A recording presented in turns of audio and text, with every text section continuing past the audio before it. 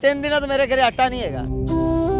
ਜੇ ਮਜ਼ੀਦ ਮਹਿੰਗਾ ਹੋ ਗਿਆ ਤੇ ਫਿਰ ਕੀ ਕਰੋਗੇ? फिर ये भी बाला भी किधर खूज सट देंगे आधे आप भी सट लागे।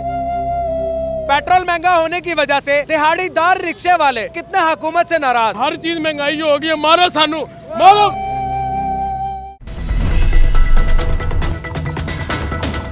सुबह दे खलो पिट गए हैं, रिक्शे ते मिट्टी पै गई है, सवारी नहीं बैठी।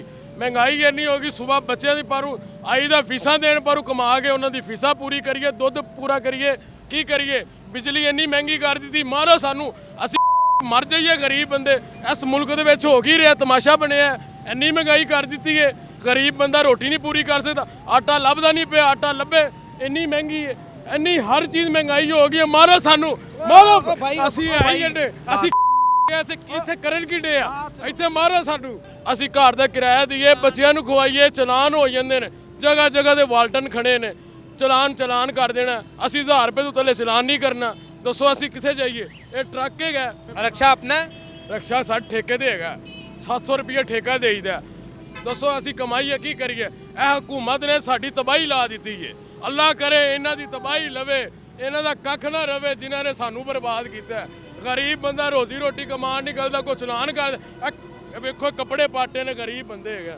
असी किंडे क लैन ला देगा, ठेका पूरा करिए, घर दी पूरी करिए, किराया दिए, मारो मारो सानू।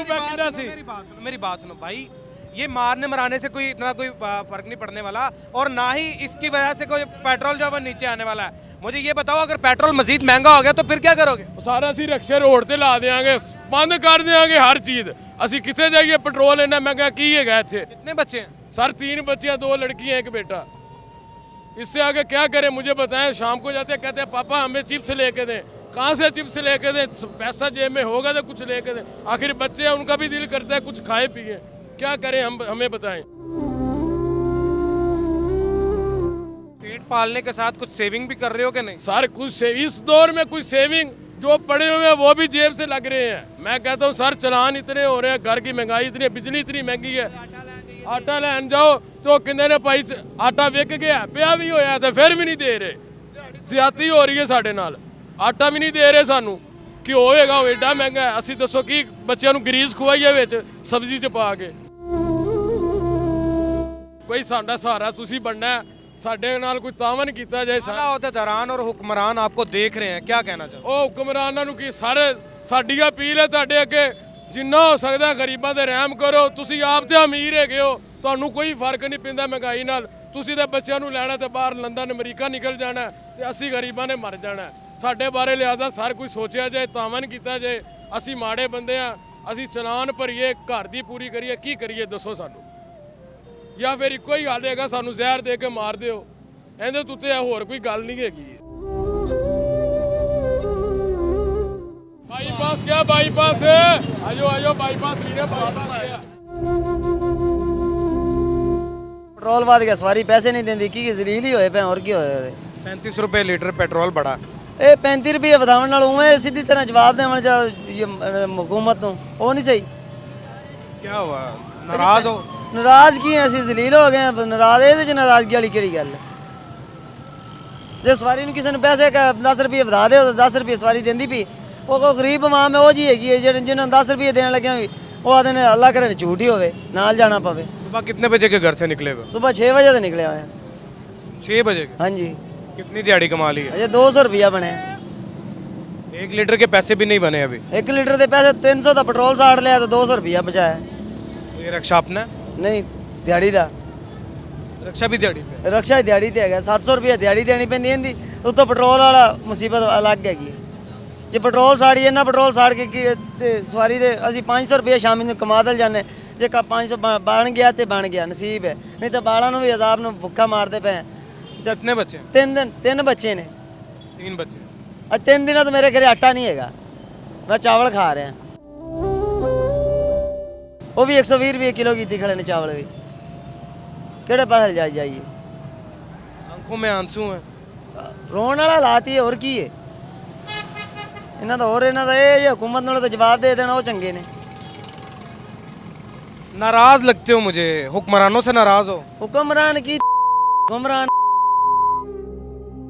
ਵੋਟ ਲੈਣ ਵਾਸਤੇ ਸਾਰੇ ਬਾਹਰ ਹੁੰਦੇ ਨੇ, ਇੱਥੇ ਹੁਣ ਆਵਣ ਸਾਨੂੰ ਵੇਖਣ, ਆ ਕੇ ਹਾਲਾਤ ਵੇਖਣ ਤੇ ਇਹਨਾਂ ਨੂੰ ਪਤਾ ਲੱਗੇ ਵੀ ਕੀ ਹਿਸਾਬ ਹੁੰਦਾ ਵੇ। ਇੱਕ ਦਿਹਾੜੀ ਕਰਕੇ ਵਿਖਾ ਦੇਵਣ ਯਾਰ, ਇੱਕ ਦਿਹਾੜੀ ਨਿਕਲੇ ਬਾਹਰ ਨਿਕਲ ਕੇ ਵਿਖਾ ਦੇਵਣ ਵੀ ਅਸੀਂ 500 रुपये ਜਿਵੇਂ ਕਮਾने ਸਾਡੇ ਤਰ੍ਹਾਂ ਇੱਕ दिन 500 रुपया कमा के विखा देवण। बैठ चाचा बैठ, जल्दी कर चलिए।